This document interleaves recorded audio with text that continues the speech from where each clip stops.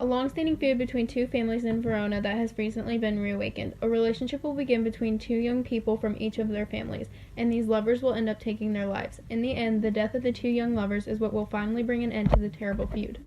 Samson and Gregory, two servants of the house of the Capulets, stroll through the streets of Verona. Samson bites his thumb at the Montagues, a highly insulting gesture. A verbal confrontation quickly escalates into a fight. Benvolio enters and draws his sword in an attempt to stop the confrontation. Tybalt sees Benvolio's drawn sword and draws his own. Benvolio explains that he is merely trying to keep the peace, but Tybalt professes a hatred for peace as strong as his hatred for Montagues, and attacks. The Capulets and Montagues throw down their weapon. The prince declares the violence between the two families has gone on for too long and proclaims a death sentence upon anyone who disturbs the civil peace again. Benvolio describes to the Montagues how the brawl started. Benvolio sees Romeo approaching and promises to find out the reason for his melancholy. The Montagues quickly depart. Benvolio approaches his cousin. With a touch of sadness, Romeo tells Benvolio that he is in love with Rosaline, but that she does not return his feelings. Benvolio counsels Romeo to forget her by gazing upon other beauties, but Romeo contends to the woman that he loves that she is the most beautiful of all. Romeo departs, assuring Benvolio that he cannot teach him to forget his love. Benvolio resolves to do just that. On another street of Verona, Capulet walks with Paris. The two discuss Paris's desire to marry Capulet's daughter, Juliet. Capulet is overjoyed, but also states that Juliet, not yet 14, is too young to get married. He asks Paris to wait 2 years. He invites Paris to the traditional masquerade feast he is holding that very night so that Paris might begin to woo Juliet and win her heart. Capulet dispatches a servant, Peter, to invite a list of people to the feast. As Capulet and Paris walk away, Peter laments that he cannot read and will therefore have difficulty accomplishing his task. Romeo and Benvolio happen by, still arguing about whether Romeo will be able to forget his love.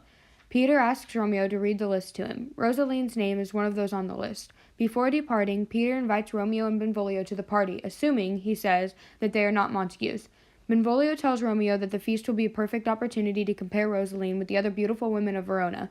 Romeo agrees to go with him, but only because Rosaline herself will be there. In Capulet's house, just before the feast is to begin, Lady Capulet calls to the nurse needing help to find her daughter. Juliet enters and Lady Capulet dismisses the nurse so that she might speak with her daughter alone. She immediately changes her mind, however, and asks the nurse to remain and add her counsel. Before Lady Capulet can begin to speak, the nurse launches into a long story about how, as a child, an uncomprehending Juliet became an innocent accomplice to a sexual joke. Lady Capulet tries to unsuccessfully stop the wildly amused nurse. An embarrassed Juliet forcefully commands the nurse to stop.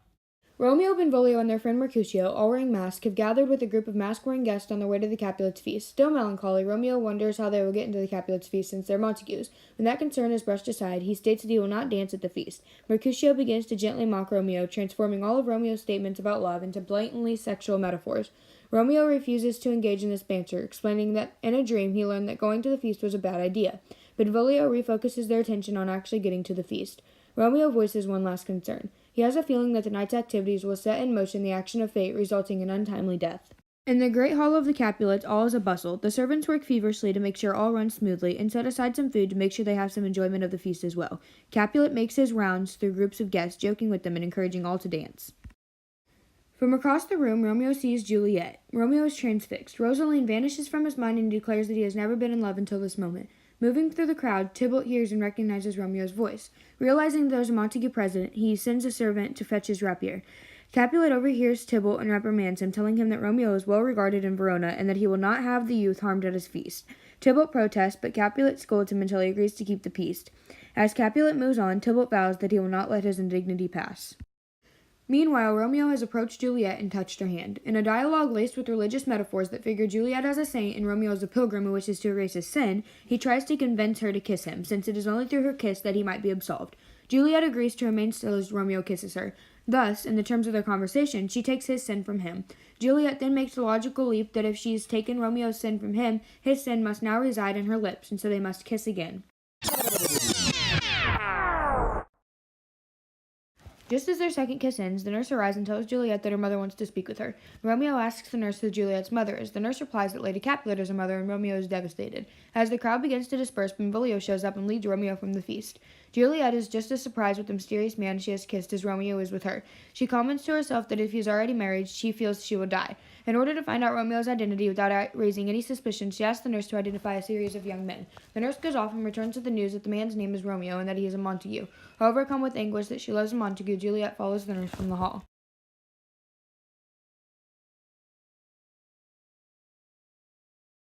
Having left the feast, Romeo decides that he cannot go home. He must instead try to find Juliet. He climbs a wall bordering the Capulet property. Benvolio and Mercutio enter, calling out for Romeo, but Romeo does not answer. Mercutio and Benvolio exit under the assumption that Romeo does not want to be found.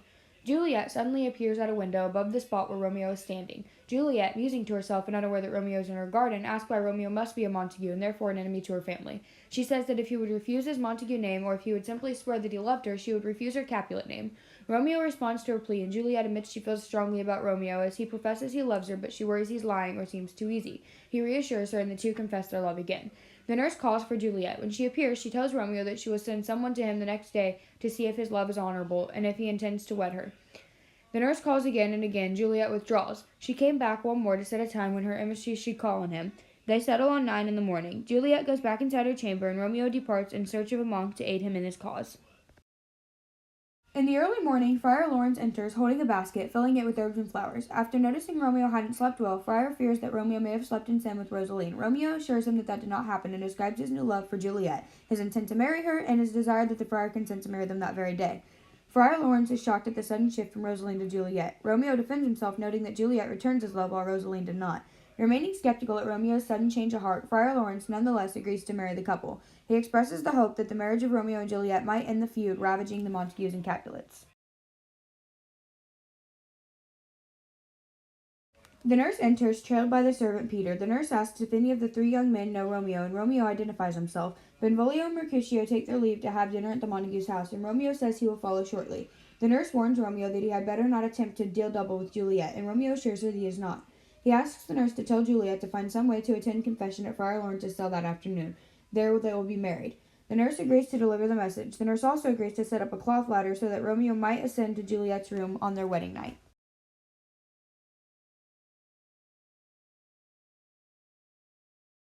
In the Capulet orchard, Juliet impatiently waits for her nurse, whom she had sent to meet Romeo 3 hours earlier. At last, the nurse returns, and Juliet anxiously presses her for the news.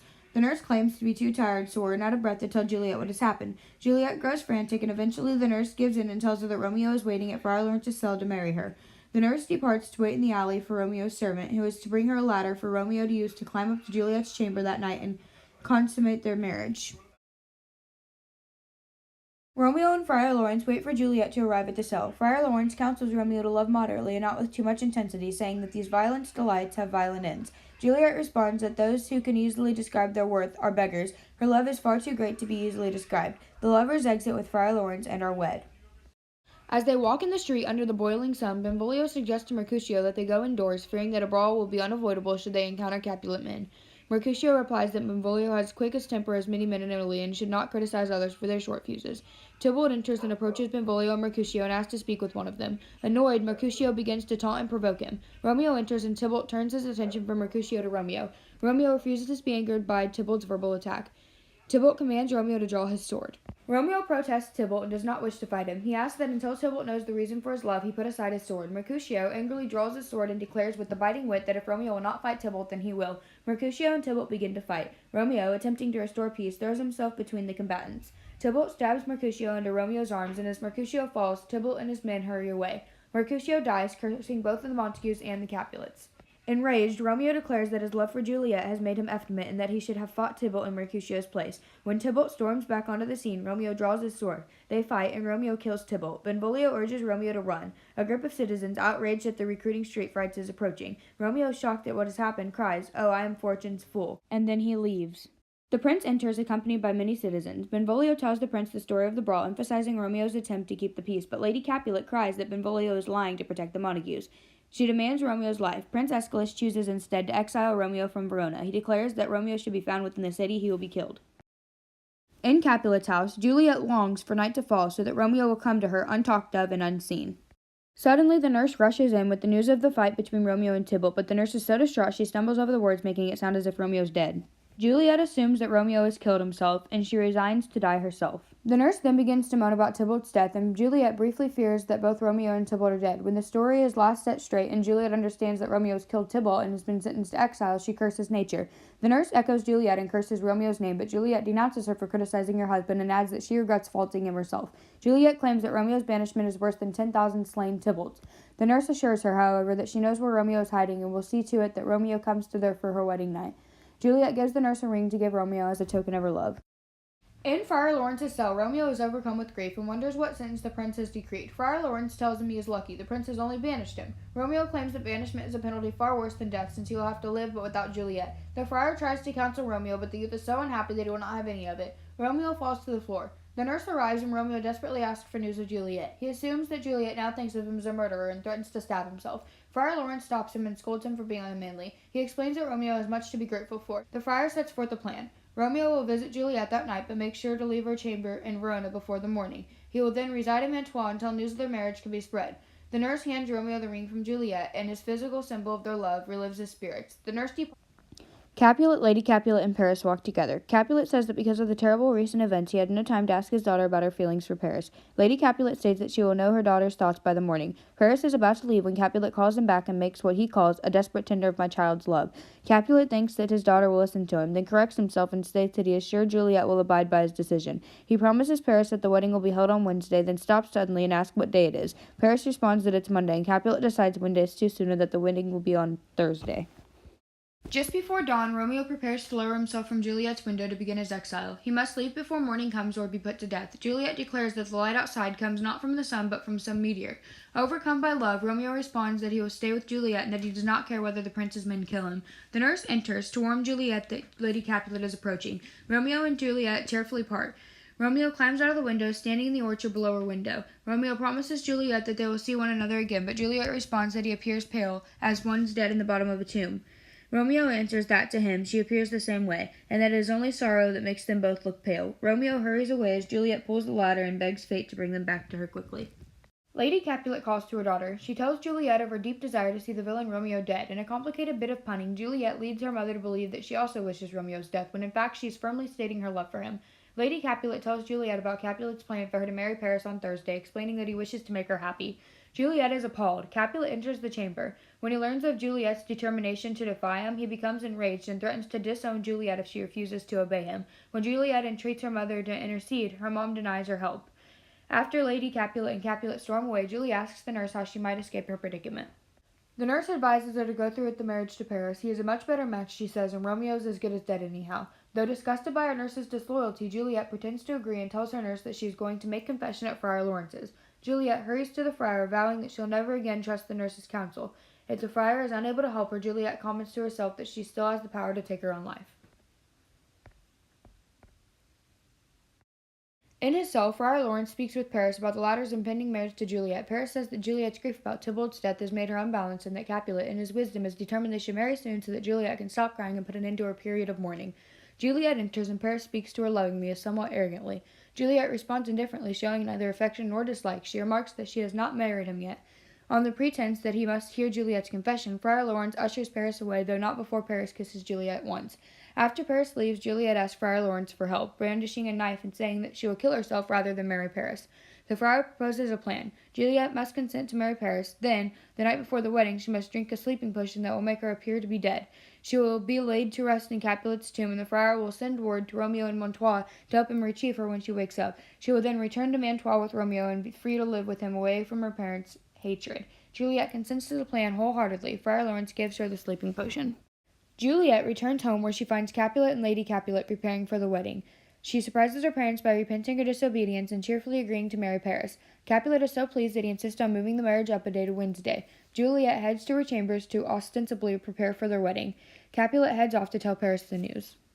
In her bedchamber, Juliet asks the nurse to let her spend the night by herself and repeats the request to Lady Capulet when she arrives. Alone, clutching the vial given to her by Friar Lawrence, she wonders what will happen when she drinks it. If the friar is untrustworthy and seeks merely to hide his role in her marriage to Romeo, she might die. Or, if Romeo is late for some reason, she might awaken in the tomb and go mad with fear. She had a vision in which she sees Tybalt's ghost searching for Romeo, and she begs Tybalt's ghost to quit its search for Romeo, and toasting to Romeo, drinks the contents of the vial.